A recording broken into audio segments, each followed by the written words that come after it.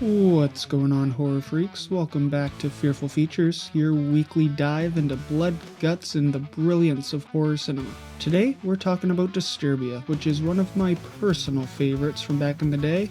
Let's get right into it. We'll tear your soul apart. Be my victim. Fuck the prime time, bitch!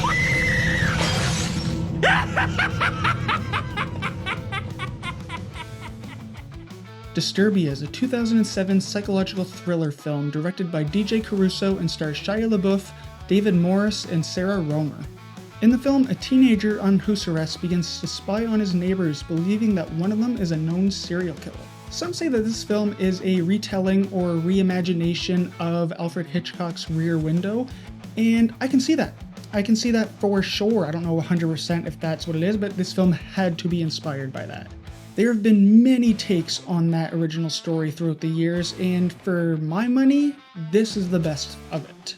Shia LaBeouf is a great actor, and he hit a really good streak in the early and late 2000s with this film, Eagle Eye, which was another collaboration with DJ Caruso, and of course the Transformers franchise, which some will say it's not very good, but you know what? It made a shitload of money, and I love that first film. It's a shame how his career went afterwards because he was a lot of fun to watch, and I truly think he was a great actor. I know he's still acting now, but he did go on a little hiatus, a little crazy spell for lack of a better term, and it's really good to see him making a comeback slowly. He's really great here as the lead character Kale, and you believe the struggles that he is going through with losing a dad. Carrie-Anne Moss as the mom is very, very good too. With the little screen time she has, she still leaves a stamp whenever she is on screen. But do you know what's really scary? Mental health.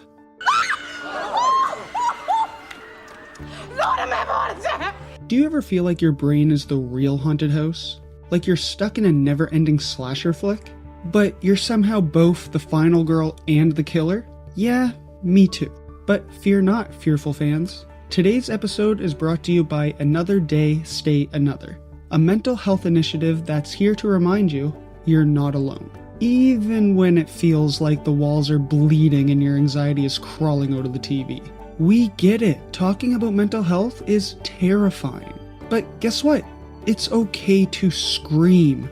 Just make sure someone hears you. That's where Another Day, Stay Another comes in. Whether you're dealing with depression, stress, or just feel like the background character in your own story, this initiative is about holding on, staying grounded, and finding help when the monsters get too loud. It's a constantly growing nonprofit run by Chris Rogers daily, who is by himself, who just wants to get the message out there that it's okay to not be okay. Tomorrow will come and it's another day to make something new.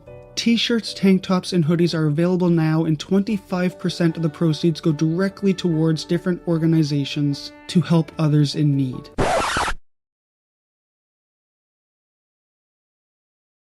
I'm so sorry.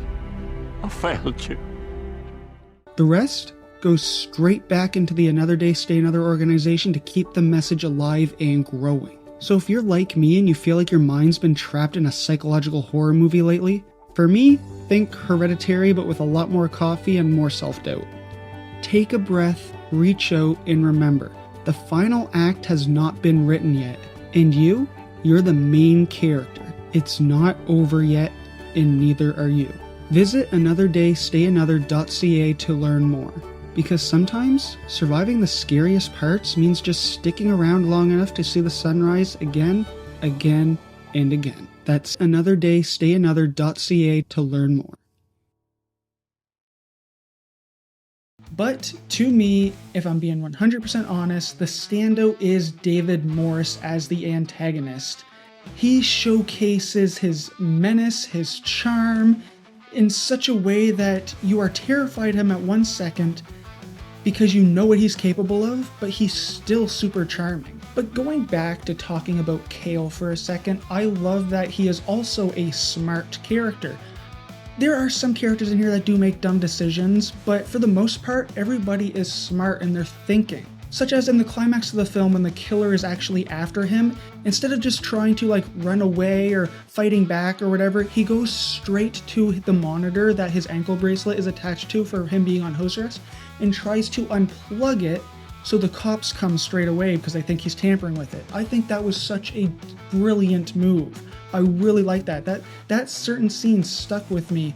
And pretty much the whole climax of the film, I loved the decisions that he was making. Like, the way things escalated throughout the entirety of the film, like from him starting with a hunch and then slowly the evidence just starts to build up, but nobody believes him, so he needs to go find out on his own. His friends come along, they go on a little stakeout, and like, it just worked. It just worked. And it's a kind of a mystery thriller, but it's just so damn entertaining with the thrilling action too. It really made for a good flow story-wise, with it both being realistic enough to not be annoyed with the unrealistic elements, but also just keeping it very entertaining. Overall, is this the perfect masterpiece of cinema such as Rear Window? Hell no, but I will say it is a damn near perfect popcorn flick, which I enjoy. But those are just my thoughts on this film, guys. What are yours? Whatever they are, leave them in the comments below, let me know. And if you like this video, or if you didn't like this video, hit that thumbs up button, that subscribe button, and that notification bell to stay up to date with all the horror content I have coming your way. Stay scared, stay safe, and we'll see you next time with another fearful feature.